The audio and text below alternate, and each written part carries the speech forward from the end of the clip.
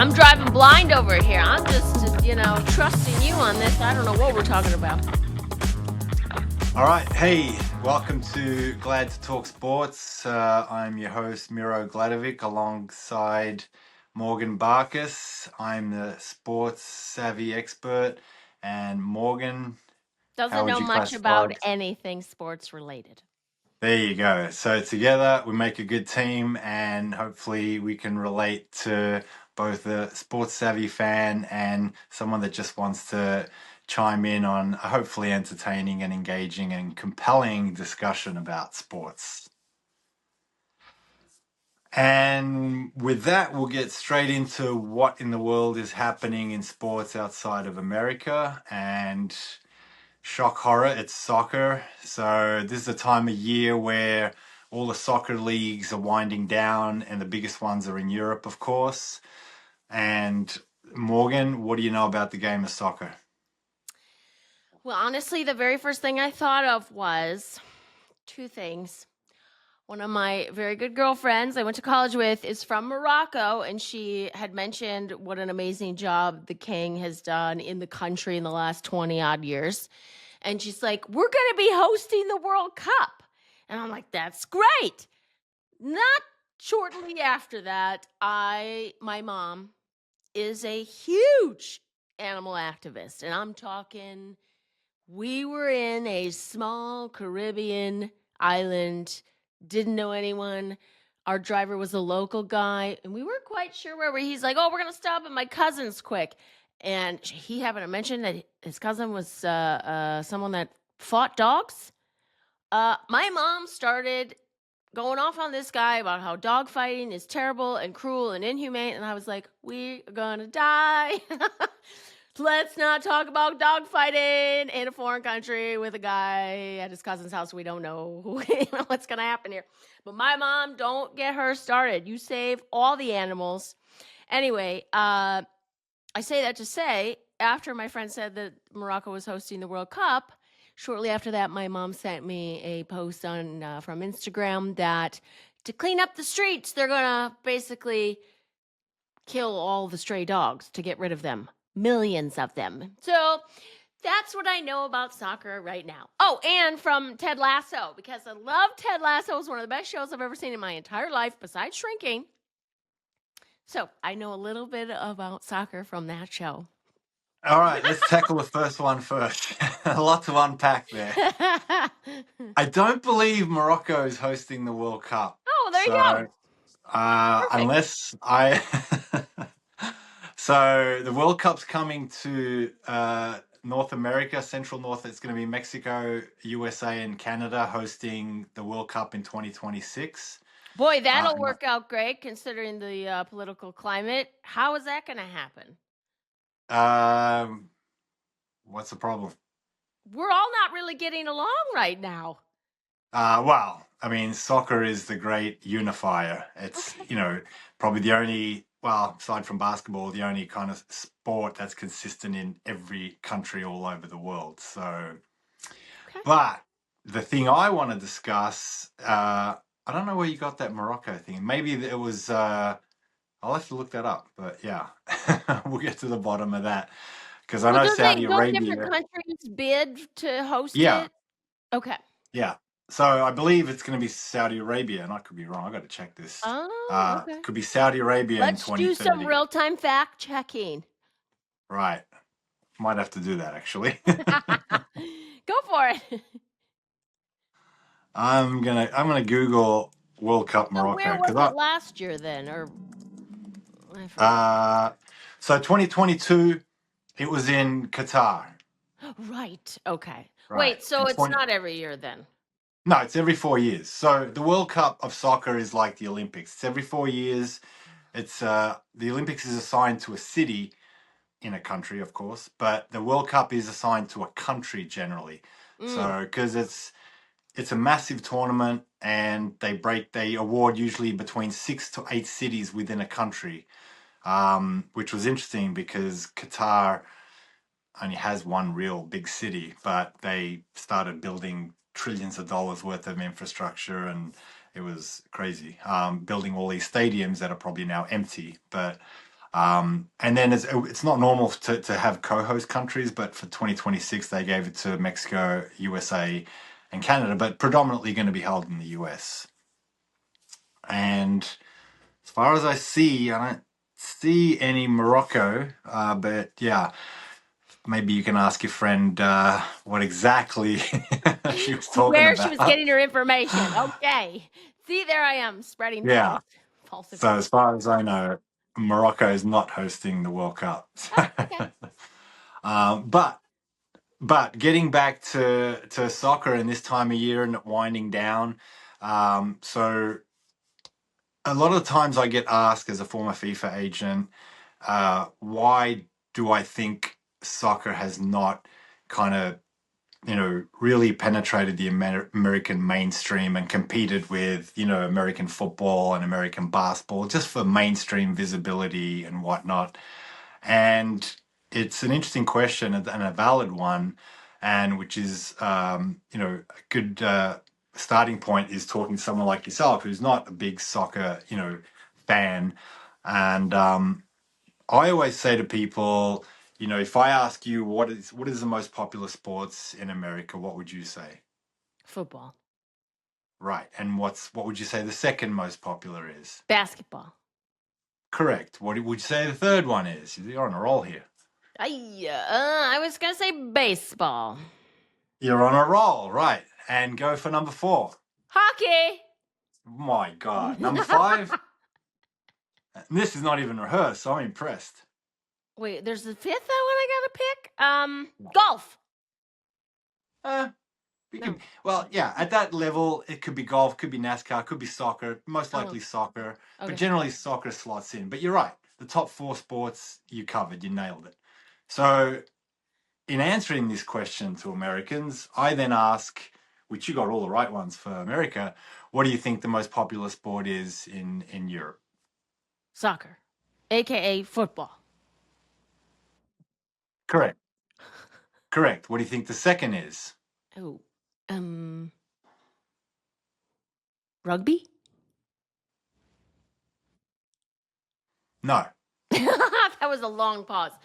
I don't know. I don't know a lot of other sports and others. Oh, wait, maybe like horse racing or something. I don't know. Okay. Incorrect. So this is how I put it to Americans. Okay. Soccer is the most popular sport in Europe. The second most popular is soccer.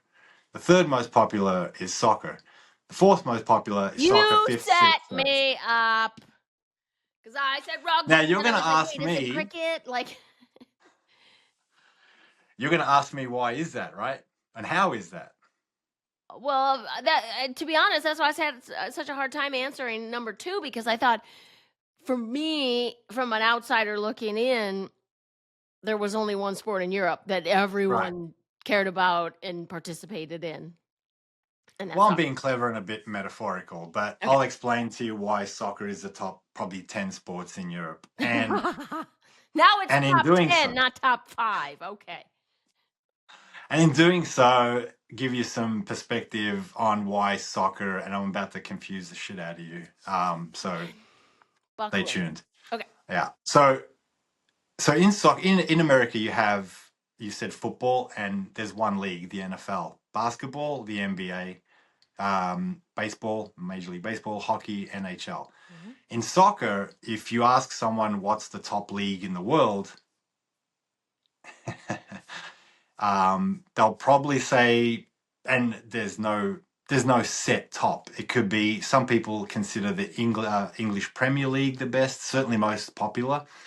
You've got the Spanish La Liga, you got Italy's Serie A, you got the German Bundesliga. These are 4 separate leagues that are considered the top leagues of the world. They run independently of each other, and they have their own set of teams that compete against each other. And Okay, that was then, what I was just gonna ask because I'm like, wait, are these teams? Or then you just clarified that. So they're like entities, like umbrellas, if you will, and then there's teams under those umbrellas, and there's 4 separate ones. correct. Okay. Oh, there's more. Oh. That's the thing. There's 4 major ones. So Oh. France has one, Belgium has one, Holland has one. And they're all Switzerland within have that one. country? Yeah. Oh, okay. So there's a lot of leagues, but those top four are considered the best. So it So gets more. It sometimes I gets hear people even talk more about confusing. Liverpool. Is that under the English one? Correct. Okay. See, you're pretty savvy. Okay, so you've got lots of leagues, but generally the four top ones, and soccer fans will generally watch all of these. So rather than watching other sports like basketball or anything, they'll watch all four leagues of those major, but then it gets even more confusing. Okay. So you just mentioned Liverpool. So Liverpool compete in the English Premier League and they play against 19 other teams for the English Championship. But they also compete in this thing called the Champions League. Now, that is a separate league altogether that encompasses all of Europe, and the top teams of every country in Europe are selected to play in this elite championship.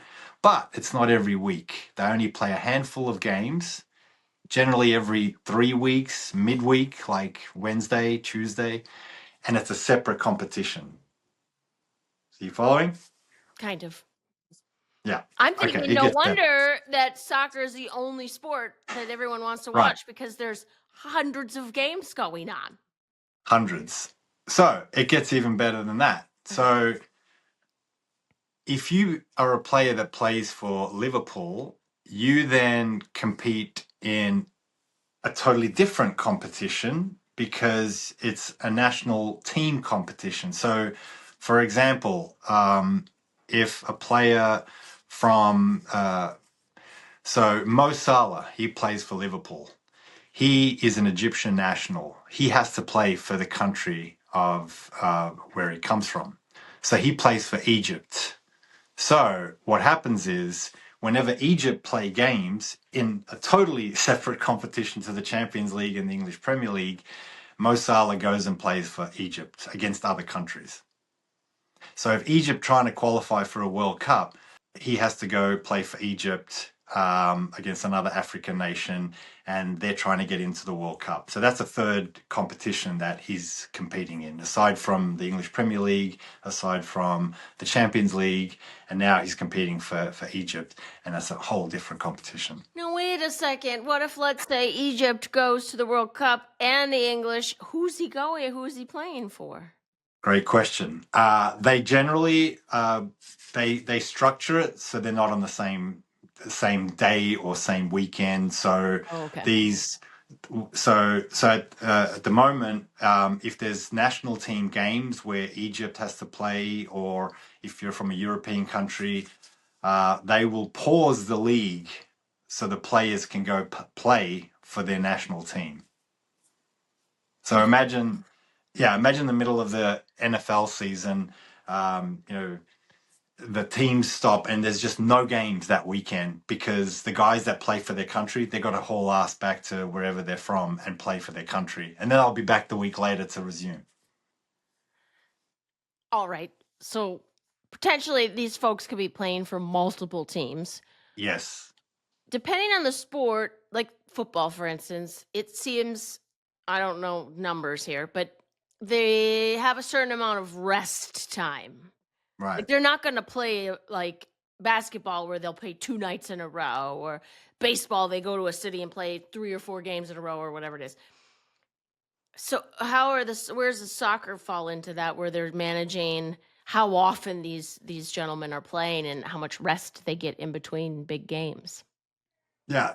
Generally, they need 2 days rest, so they make allowances for that in the scheduling for the year ahead. So, like I said, Who is they doing all this scheduling? This has got to be. I didn't. I used to be a manager at a it's fitness studio, and trying to get everybody's schedule was yeah. like playing Tetris. How? It's quite overwhelming, but that's what I'm saying. I'm now trying to explain it to. So for me, it's second nature as a soccer person, as someone that grew up in the game and has European background. But this is why when I try to explain to an American that if you want to be a soccer fan, there's so many leagues and brands out there that if you follow one or a player, that you literally have to get a little puppet show and like explain, put on a show and say this is how it works and this is how it happens one day, and then they'll change jerseys and play for their country, and there's a lot of soccer. It's so diluted, and here's probably the most complicated part of it. The best players in the world, right? Say the top 10 players, they may not even play against each other for years. Hmm. Wait, now this Messi guy, he's in the States now, right? Where is he from, and how Yes. do we have a soccer team now?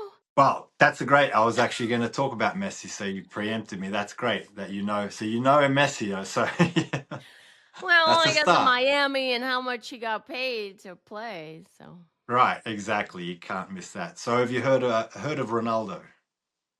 mm, So Ronaldo maybe is kind of Messi's rival. I They're think considered. so. Because going into Yeah. Chicago, there's a big billboard now on the road there that I think is he to play in blue and Messi plays in pink. Yeah. So for the last 10 years, arguably, Messi and Ronaldo have been the two kind of, gods of soccer. And originally, they played in the same league, coincidentally. One played for Madrid, one played for Barcelona. So Oh. two big rival teams and two big rival players. But they, since then, have gone to different countries. So they're both towards the end of their career now. So even though let's just say they're the top 1, 2 players of the in the world, they will not play against each other because Messi plays in the Major League Soccer, which is the American National League, and Ronaldo has gone to play in Saudi Arabia. So when they play for their teams, there's no way that they can play against each other because they can't even play in the Champions League because that's a European thing. So you don't even have this opportunity where you have a league that everybody is playing, the top players are playing against each other because soccer is so diluted. Never mind all the leagues in Europe. Then you've got the Champions League, but are they going to be scheduled? They don't play each other, or that every team doesn't play each other in the Champions League. It's really convoluted. And then even if they go to the World Cup, where they would have to play for their countries, it would be Portugal, which is where Ronaldo's from, and Argentina. So Messi has to play for Argentina when he plays for his country. But if they go to the World Cup, they may not be in the same group.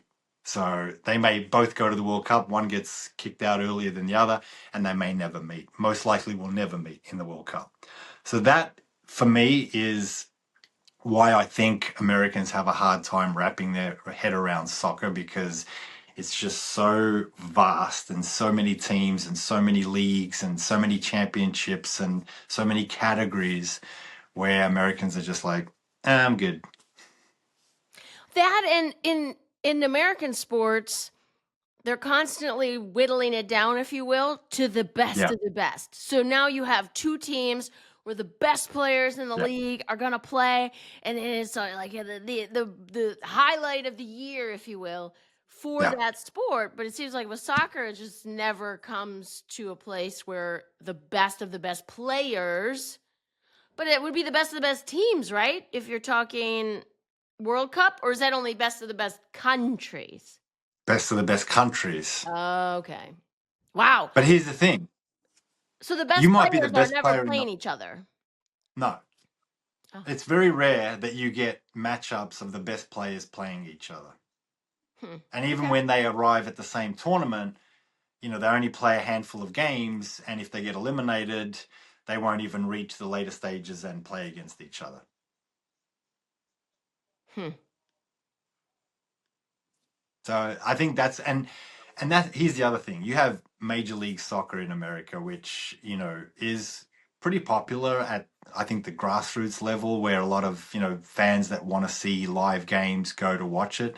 But, Major League Soccer is, you probably wouldn't put it in the top 10 leagues of the world. So when you do win the Major League Championship, it's not considered, much of an accomplishment, on the world soccer stage. So, it's like when the Major League Championship happens and it's, somebody wins, you'll turn on ESPN Sports Center and they won't even mention it. I mean, that's how little kind of, credibility it's given.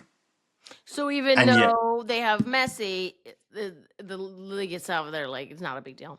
Now, where does yeah. Australia fall in all of this? Australia have their own league. It's kind of like a similar version to Major League Soccer. Again, it's not on the world stage, it's not even on the radar. It's just more for local fans that love watching live games. Mhm. And again, even in Australia, it battles for, mainstream visibility for this very reason, because you can be a soccer fan and bypass Major League Soccer altogether. Because if you want to watch soccer games on TV, you're not watching Major League Soccer. You're watching the English Premier League, or you're watching World Cup qualifiers, or you know what I mean? The better brand of soccer with better talent.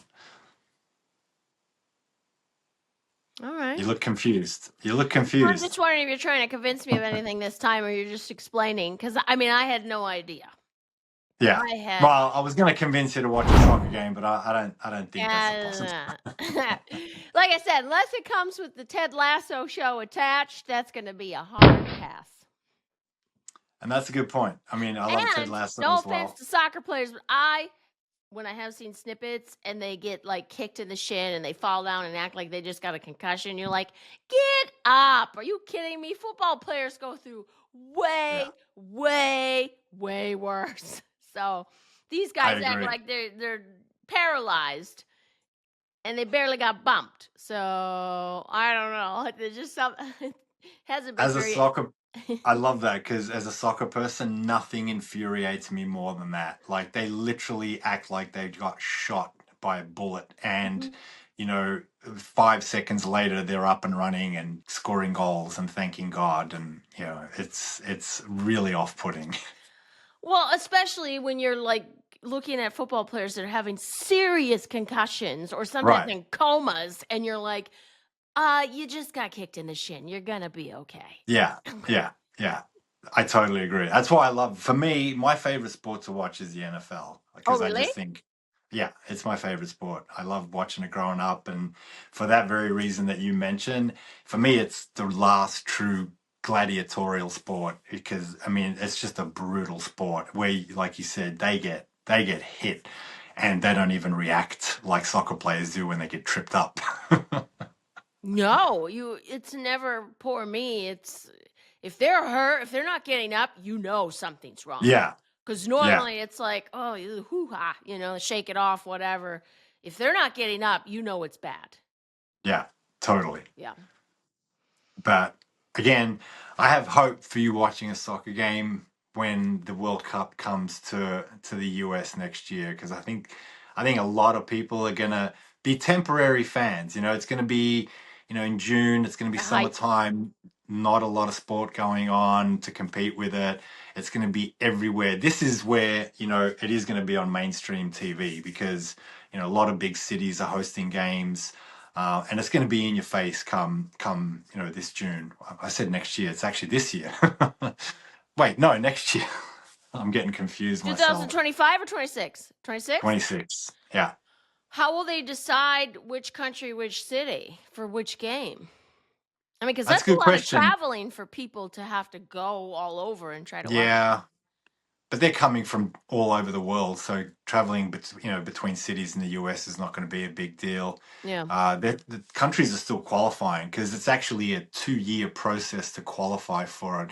Unless you're the host country, then you're qualified. But what happens is those midweek games every 2 months they'll get together for their national team games. So at the moment, for the next God knows however many months, teams all over the world are playing each other and qualifying to make it to the US. And then it's just scheduling in terms of what they try to group it. I'm guessing they'll try to group it where they'll want South American teams to be in more kind of Hispanic cities like Miami, or like Croatia make it. There's a big Croatian population in Chicago, or if Poland make it, they'll try and base them where there's a similar kind of like heritage.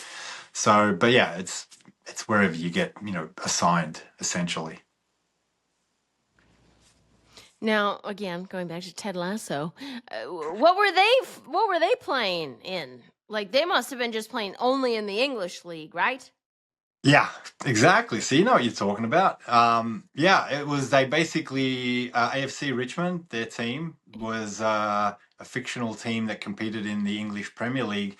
But what was cool about Ted Lasso was they actually, like the F1 movie, they used real teams and real personalities to come on the show and play against and interact with, which was freaking awesome. Which you wouldn't have even known watching it. You Mm-mm. just would have assumed, they could have, you wouldn't even know. Like one of the coaches that I saw on it, Pep Guardiola, he's one of the best, most successful coaches in the world. He coaches for Manchester City, and he actually, shook Ted Lasso's hand because they played against each other and said some words after the game. And so when I saw that, I was like, no way Pep Guardiola's on Ted Lasso because he's like the most badass coach in the world.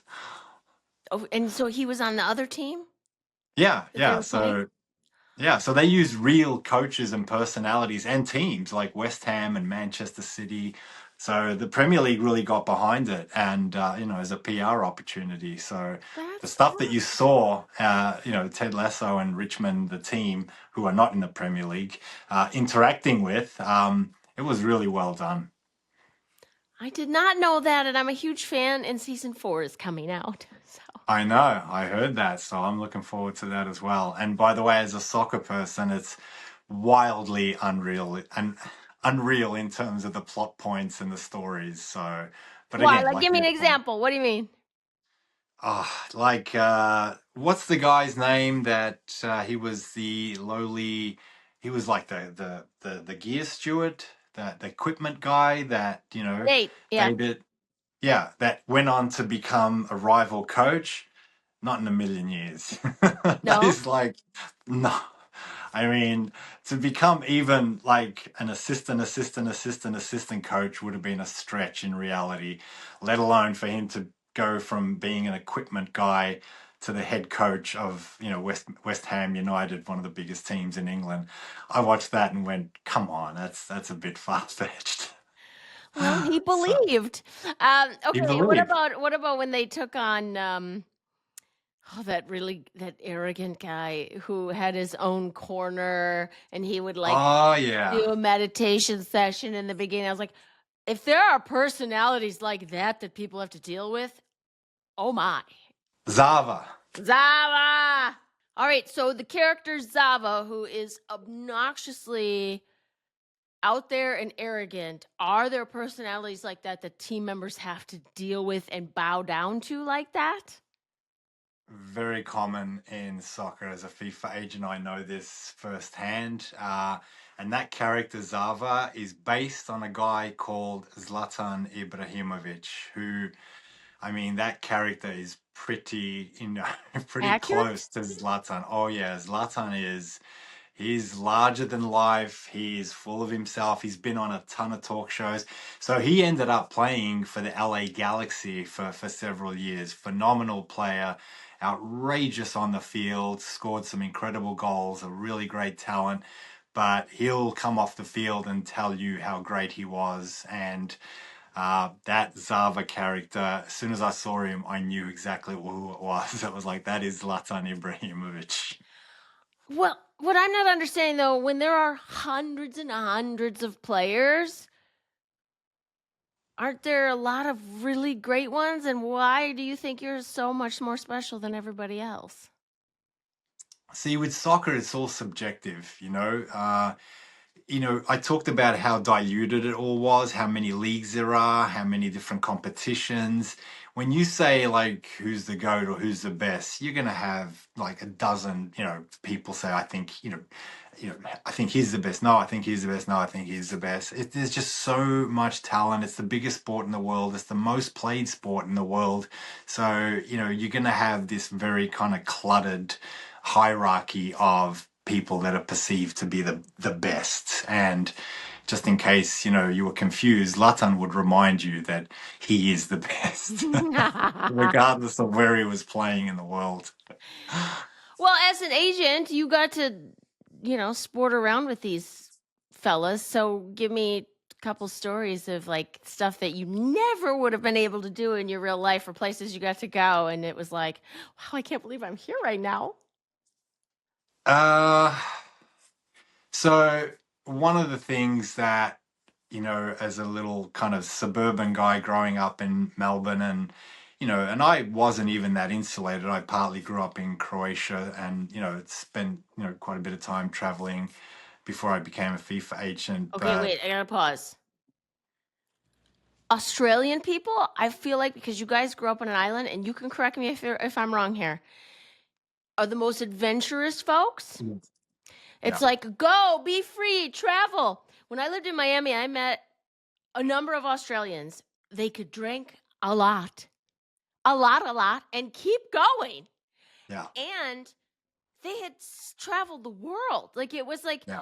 I feel like, especially small town Wisconsin gal, it wasn't like encouraged to go travel the world. It wasn't even encouraged to go to a different state to go to college. Okay. So I was like, I want to go to California. Do you really want to go that far? And then I was like, nah, I'll just go to the one state over.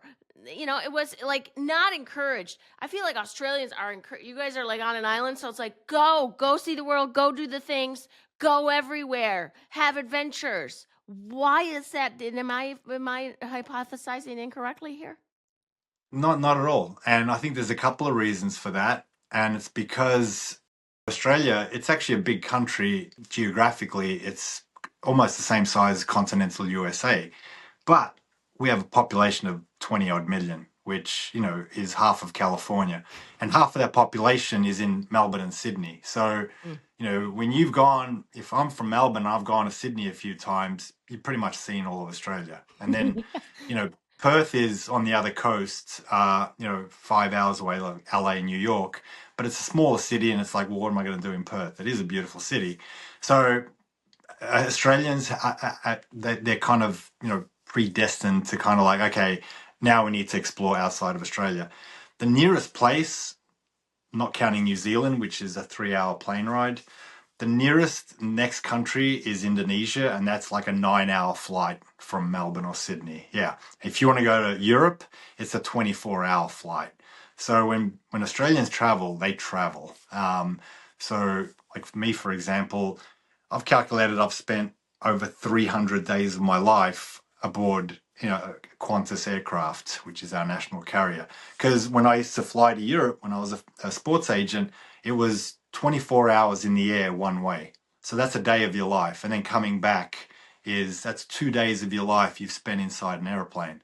So it didn't phase us. The travel never phased Aussies. And I ended up doing that trip maybe 75, 100 times. So that's 200 days of my life. And then same deal, like Australia to west coast of the US is 16 hours. That's almost a day. And I've done that 50 to 75 times. So you add all that up, it's a lot of flying time. And, Australians are very just, they love to travel and, explore outside of our small country. And I think that's why we just have this appetite to go all over the world. And the party aspect, I mean, just go and go and go hard. Like how? Yeah, I don't know. I can't explain that one, but I've done my fair share of partying, but and then going back to, what you asked earlier about what I was privy to as a FIFA agent, and I mean, it's no different than what a sports agent here in the US would be privy to if they looked after an NFL player or an NBA player. It's the after parties and what they do, once they step away from the stadium. And one thing that I noticed, and my biggest kind of like observation of athletes in general is, they go to work like rock stars. They perform, they play inside packed stadiums. People, love them or hate them, and off the field, off the court, a lot of times that really kind of shapes the way they look at the world, and they want that life to continue in terms of the heightened element to everything that they do, whether it's women or life in the fast lane. And it's that invincibility factor where they'll just, that whenever I see an athlete doing, crazy things, it's like, yeah, they're still living in that stadium mentality. They're on show, they're on a stage, they're a rock star. They're invincible. They're going to live forever. It's that mindset that just carries them, through some pretty crazy ordeals. Any of them that you enjoyed where you're like, I'm so happy I'm here right now. This is awesome. I mean, at the start, it was jarring and eye opening. Like after a game, you'd go fine dining, of course, with a bunch of players and agents, and $10,000 dinners and stuff like that. And then, of course, they don't want the party to end, so you go to a club, and then you don't want that to end, and then you end up at strip clubs and then okay, like where can we go from here? And it's the high class brothels, and that's where it's just like, for me, I was just like a fly on the wall, going, I can't believe what I'm witnessing. So So the agent, do you always go with? Because I feel like sometimes there's not that supervision, if you will, and then maybe an agent gets a phone call when something goes sideways. So you weren't always there, or were you always there? no, not always. Probably half the time I would be. And for that very reason, that, that's where your babysitter hat comes on, especially with younger players. The thing about me, which was unique, is I was their age at the time. When I became accredited, because I had to get my accreditation through FIFA, which is the world governing body of soccer. So I was an accredited agent. I had to pass exams and go through all these rigmarole to get my accreditation. And I was young, I was the youngest in the world at that time. Like I was in my mid-20s, mid to late 20s, Wow. and that was not normal for a FIFA agent, because they were generally retired players in their 40s, 50s, 60s that were these agents. But I became one really young because I stopped playing at a young age, and I wanted to stay connected to the game. So, people would just assume that I was just one of the players. But I was just like this, just kind of fly on the wall, smitten. Like, I can't believe, I'm witnessing all this, and just, and watching them let their hair down, and just get up to the most craziest shit I've ever seen in my life. Did you? And that's all fun and games for a while. I mean, I'm the first to tell you. Done some all nighters, did some crazy things myself. Very different venues. Well, not always, but anyway. But then it was like you get to a certain age, you're like, I need a full night's sleep. Like in order to be my best, I don't want to wake up tired in the morning. I don't want to have a headache or eyes are red and burning. So is there a certain point where the athletes would get older, or they would go, my priorities are not this. I need to go home. I'm sorry, by 10 I'm in the bed. Like do they ever run out of that? Oh yeah, and different, and I'm not generalizing, saying all that. You got the whole spectrum of Yeah. personalities. You had your, religious, devout players that were loyal, went home to their wives, and never even saw the inside of a nightclub, let alone a strip club or a high-end brothel. And then you had the players that some never got tired of it, some did get tired. So you get the whole, Yeah. it's That's true. I always say it's a character thing. It's a personality thing. It's not a soccer player thing. It's not a basketball rock star. You get, it's what your personality is, and what your addiction is, and what your, how you live your life.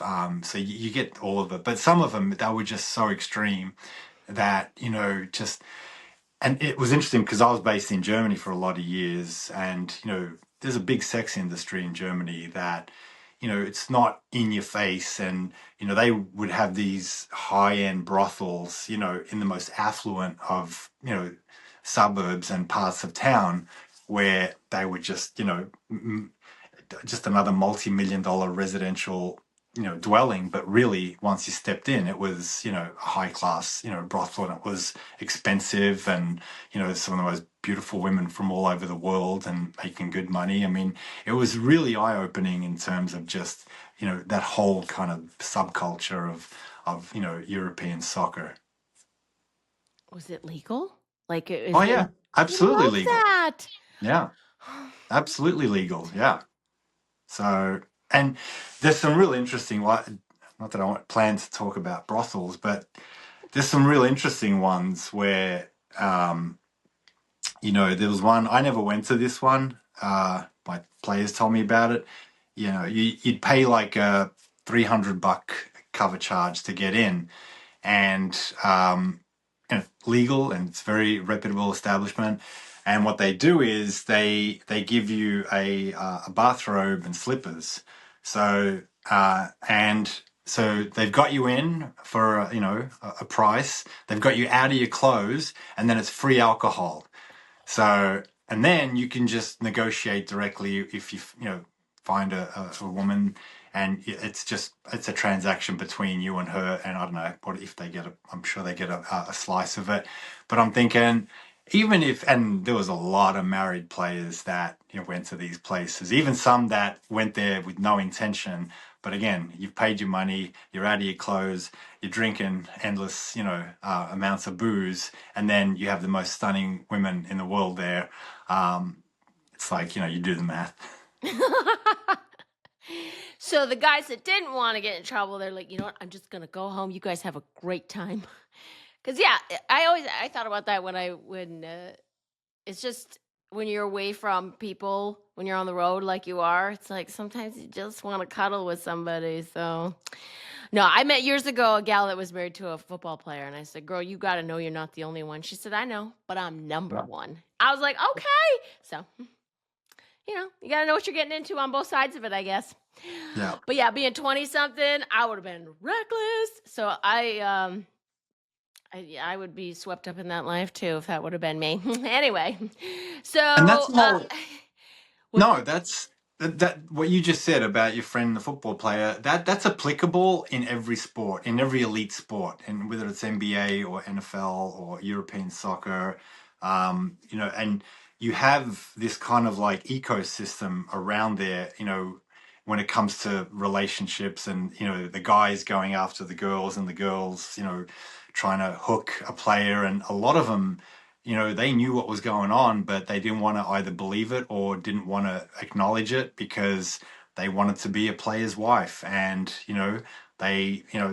they kind of accepted it for everything, that it encompasses. And I remember one of the players I represented, he was a man whore. And anyway, he just he briefly, let's call it, dated this woman in Germany, and then moved on. And then, about 6 months later, a new player came to the team, and she was on his arm, and they were married, and that was her goal.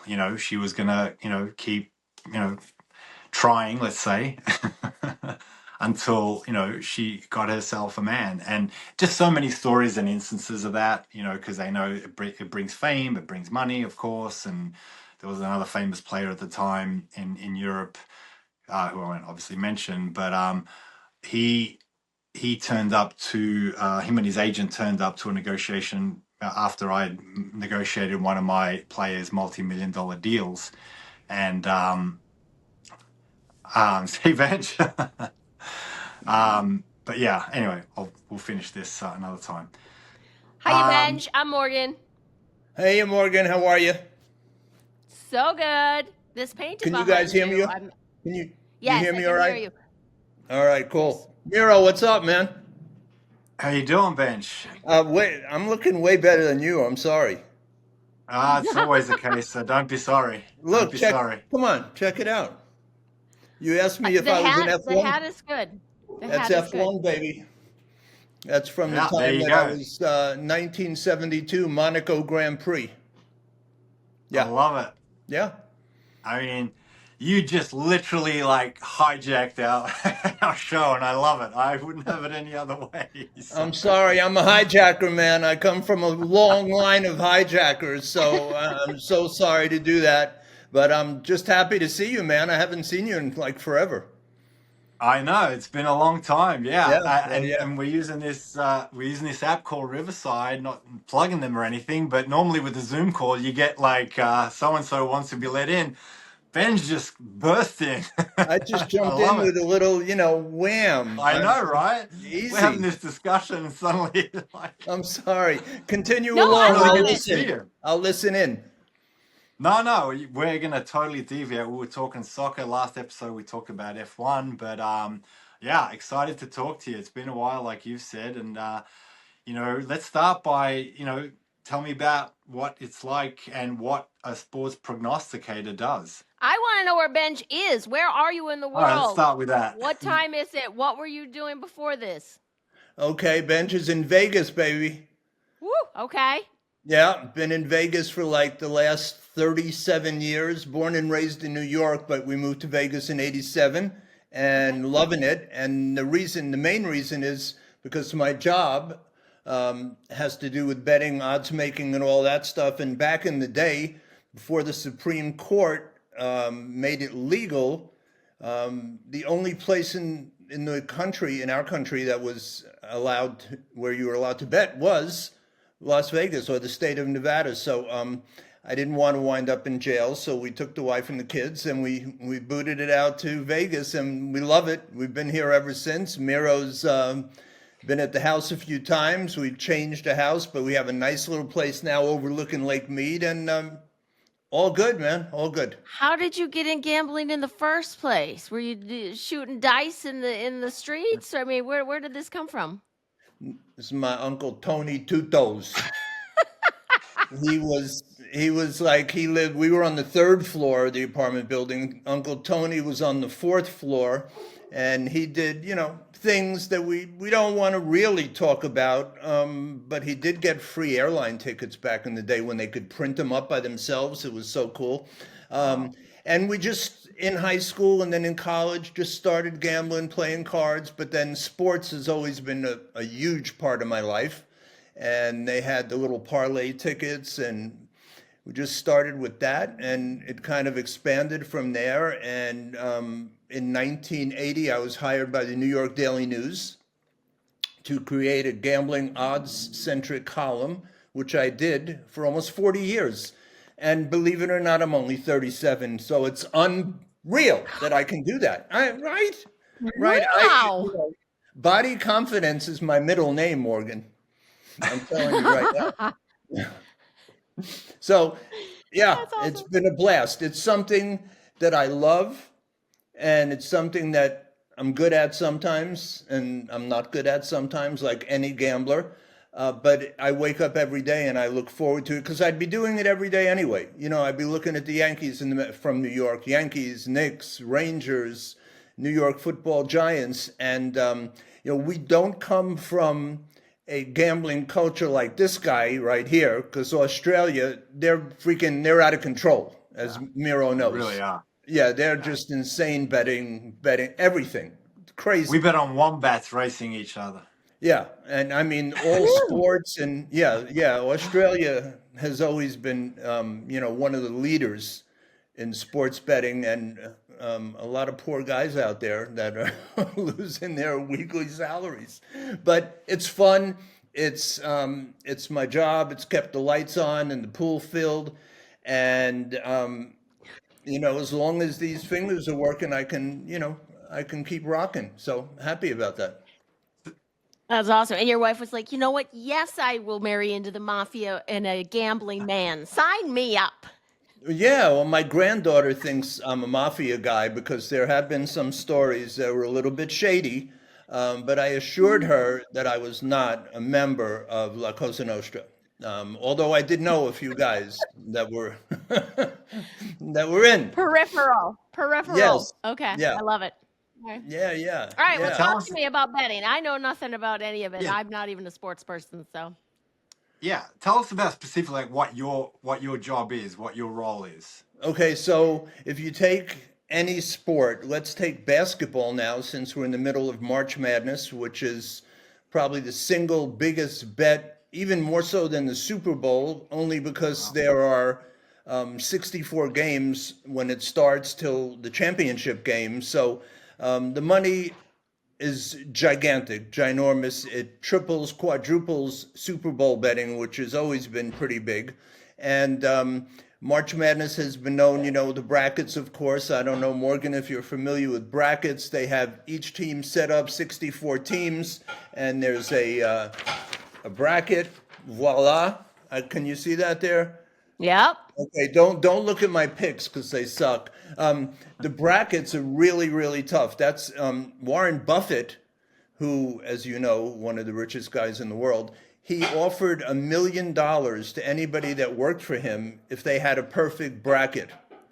And no one has had a perfect bracket since I think Davy Crockett back at the Alamo back in 1867 when there were only two teams playing for the championship. So what we do is we set odds every day on each game. Duke is playing whoever, Florida is playing. They just got done with a game against who did they play? Come on, I just watched the game. Not St. John's, not St. John's. Who did they play? Connecticut, University of Connecticut.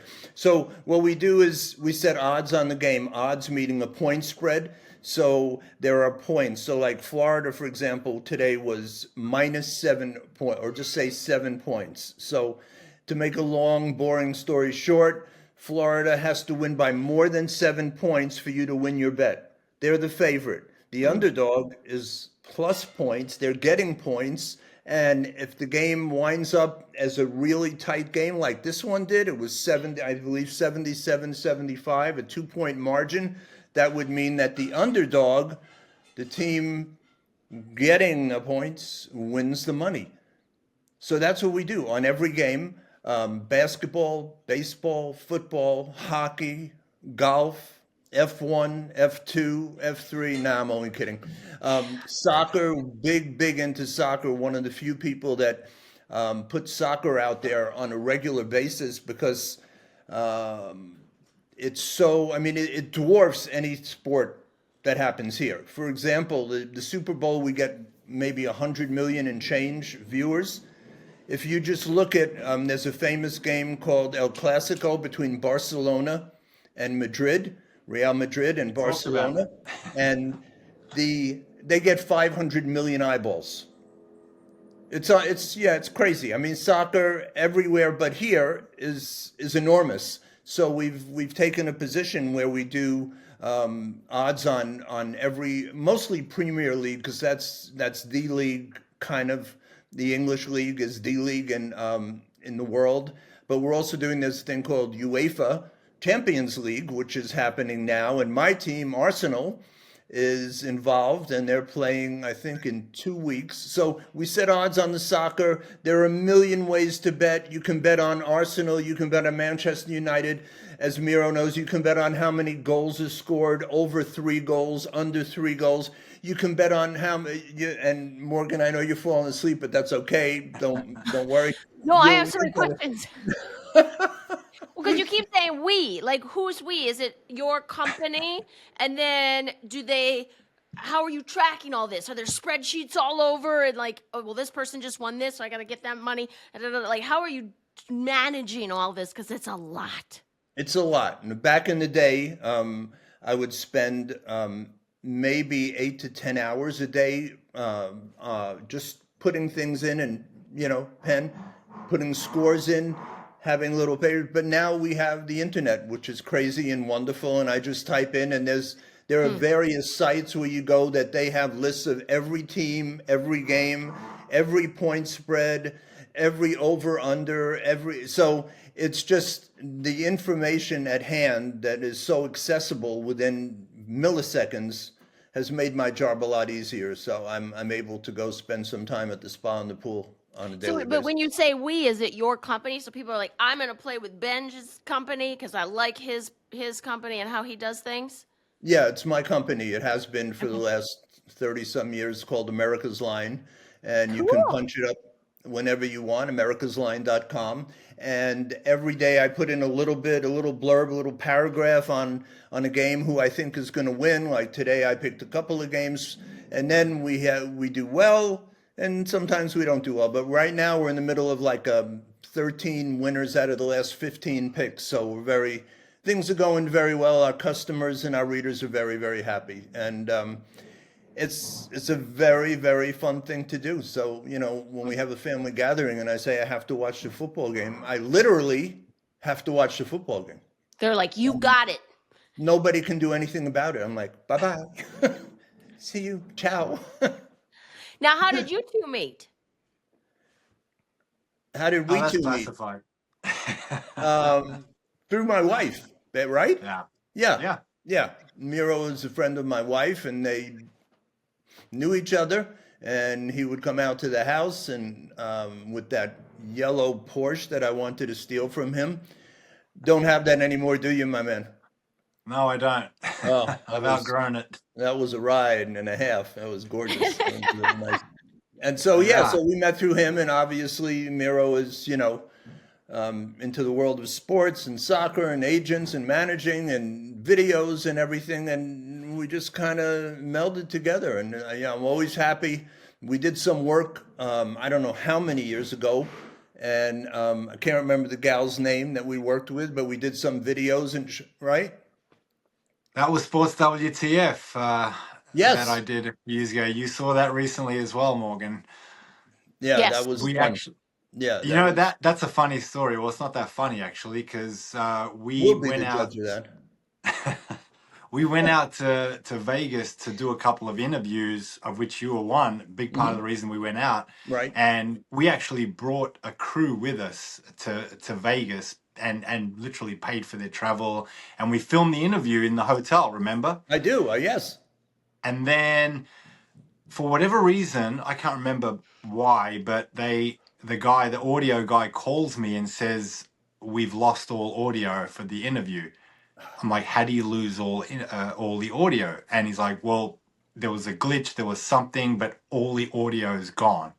So we had the vision, and we had already left Vegas, so we never ended up using it. I think I used you. If you remember the clip, Morgan, he stands up and applauds himself in the hotel room.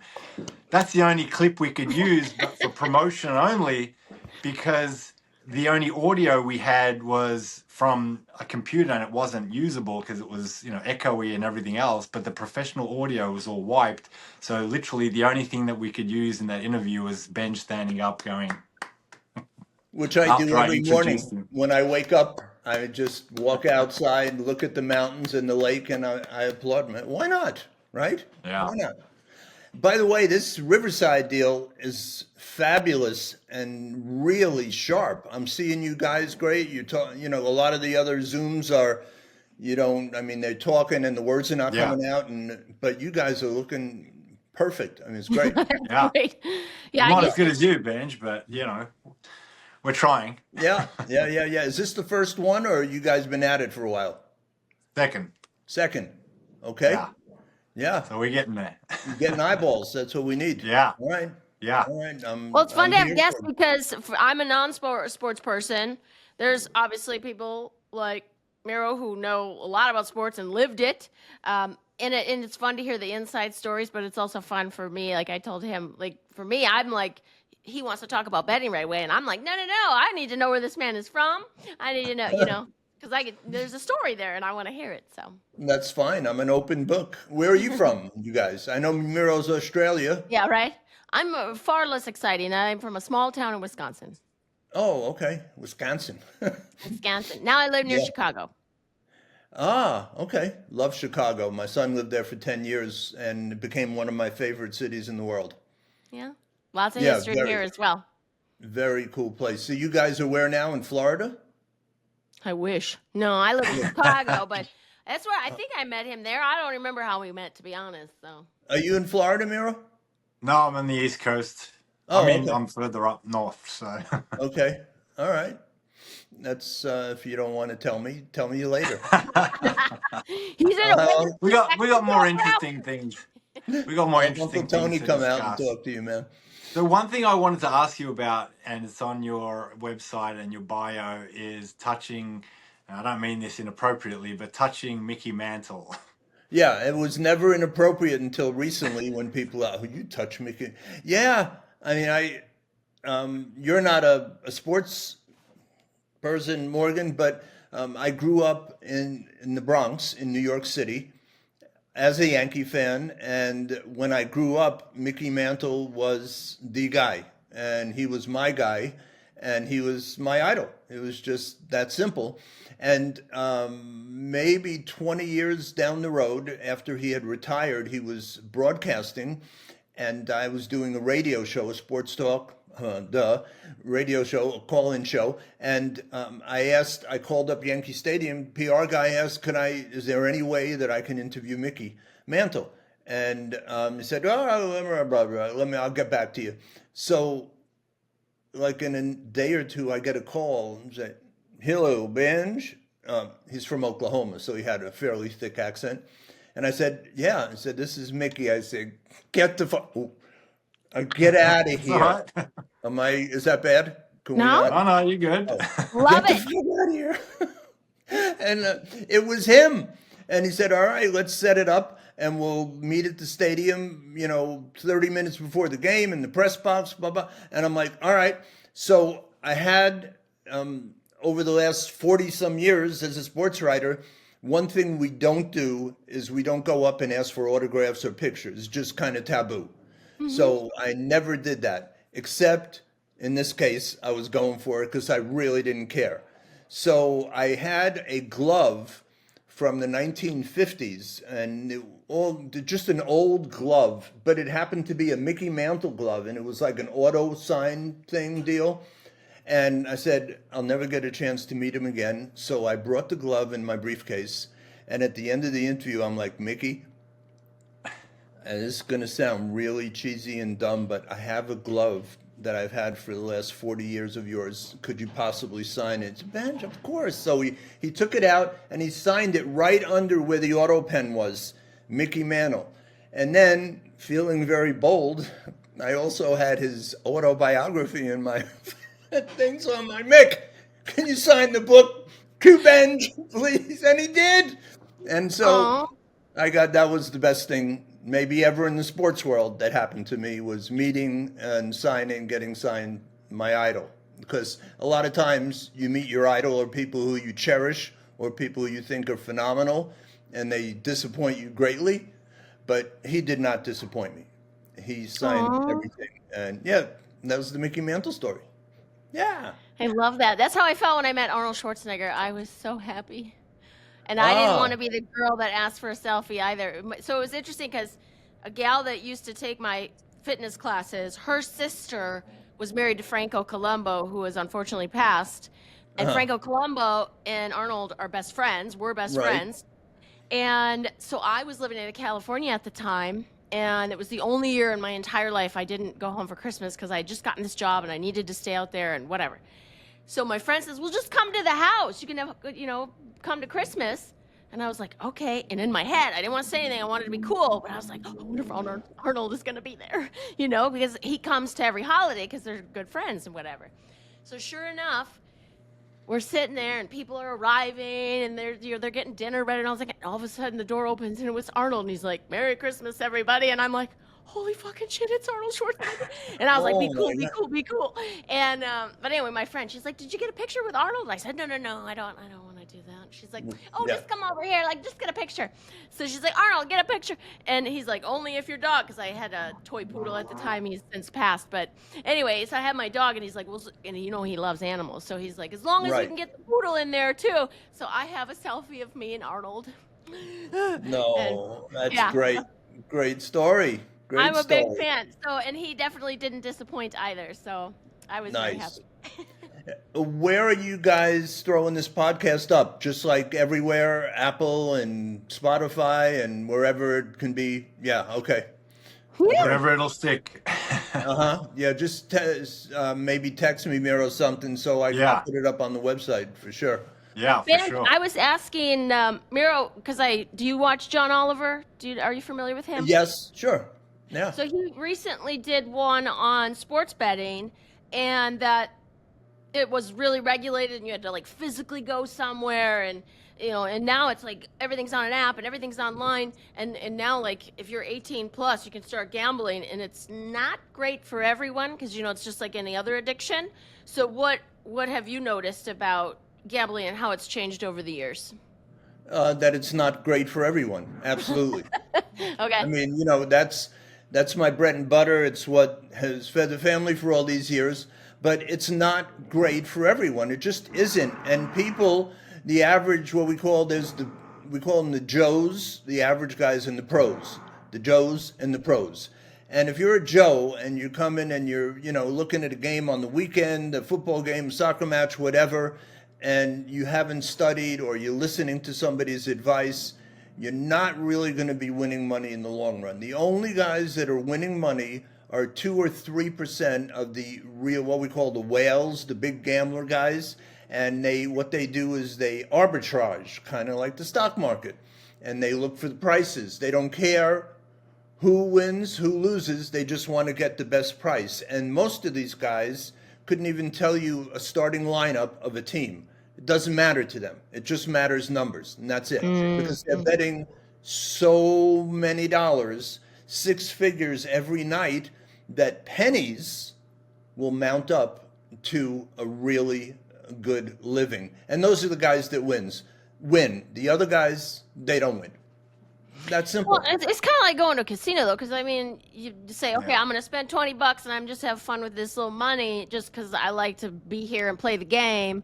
Then there's the people that are like there because their Christmas depends on it, and it's a terrible choice. Yeah, don't do that. Don't do that. Yeah, Christmas can't ever depend on a casino, because if anybody's noticed, they keep building these gorgeous, tall, gigantic, ginormous casinos, and there's a reason for that, because everybody that goes loses, pretty much. Almost everybody. If a couple of people win, you win. Everybody wins a little bit here and there. I hit a poker, I hit a flush, $500. Yeah, but you gave $7,000 back before you did that. So it's control. It's just a matter of control, self-discipline, being smart, whether it's casinos, whether it's sports betting. And I always try to advise people to, just be smart and don't bet what you can't lose. It just doesn't make have a fun. little fun, but don't be stupid. Yeah, people are stupid, but we love them. Those are my people.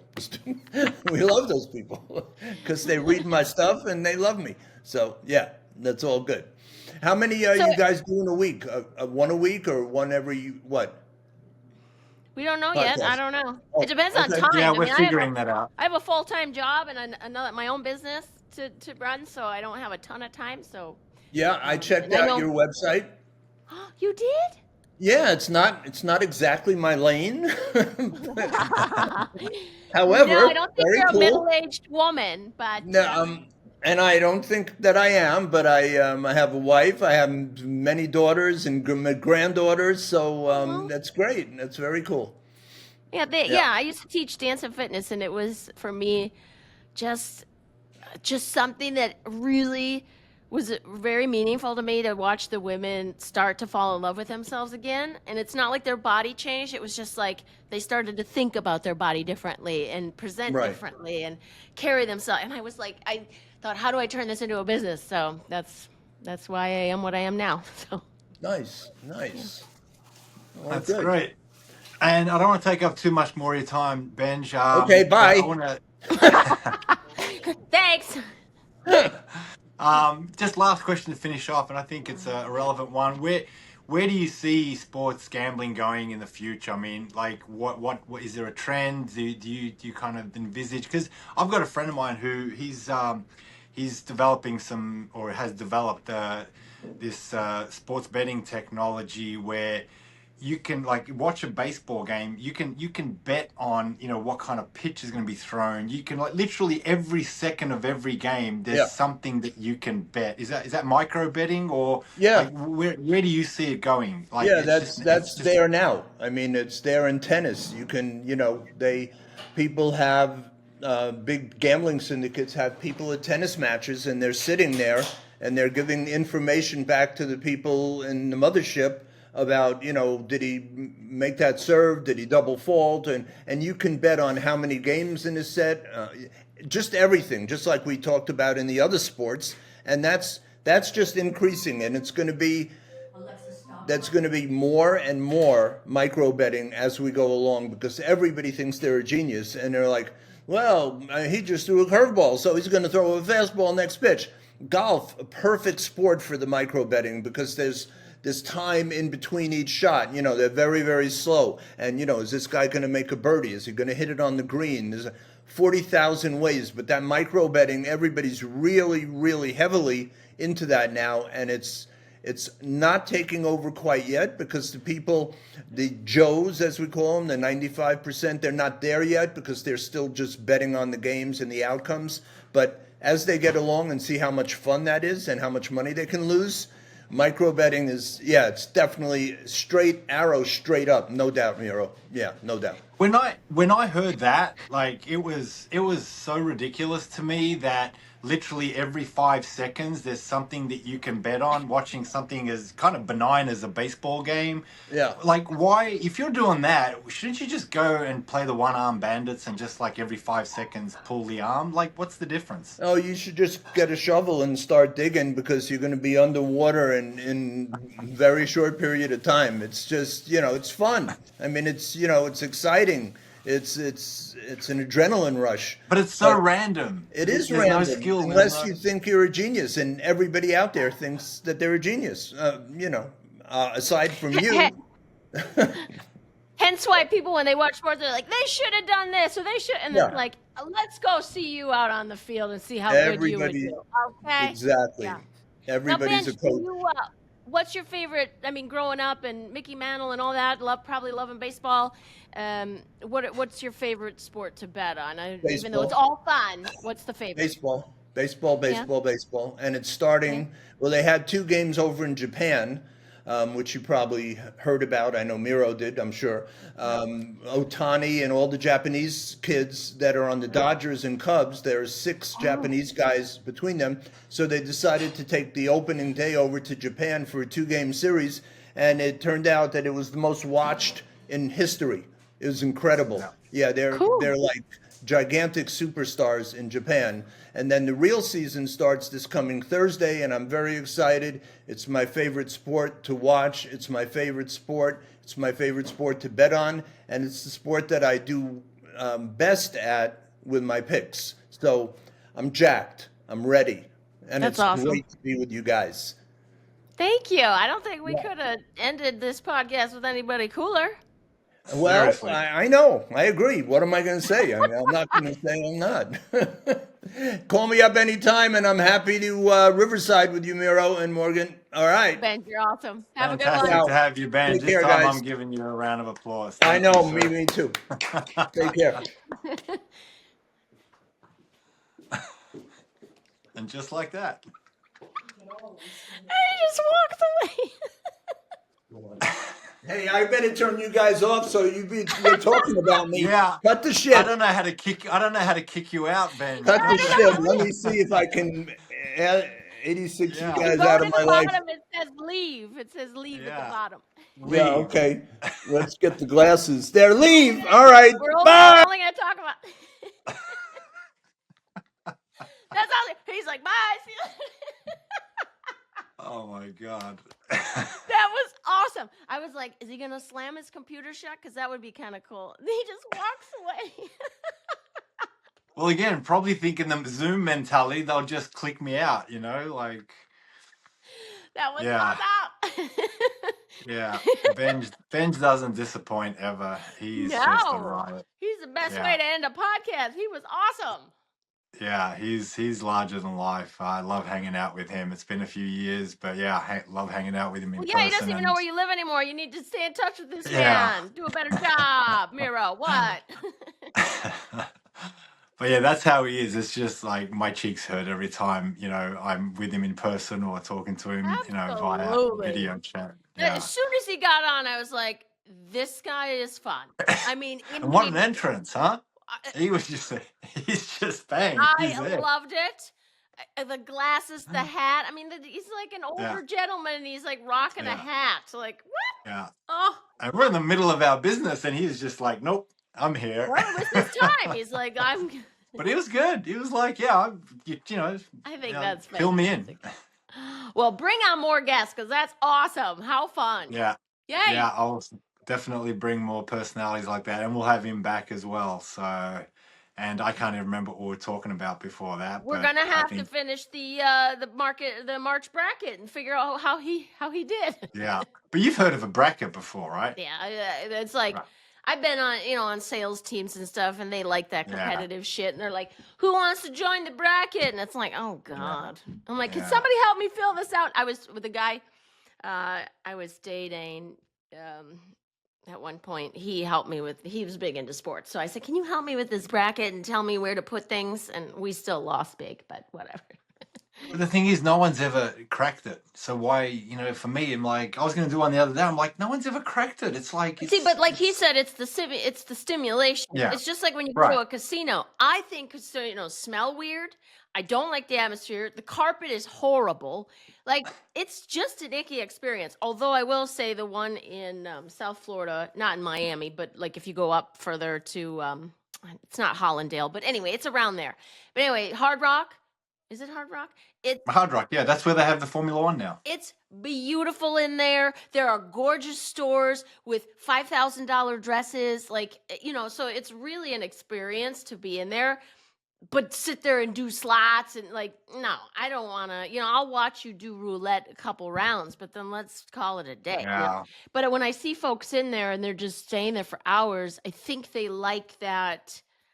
They just like the chance, the hope, the excitement of maybe winning, but there's the lights and the colors and the noises. And so I think some folks like that, whereas other people need to go on like a yoga retreat. I mean, some people need to be excited and stimulated, and other people are like, woo, I need to wind this down.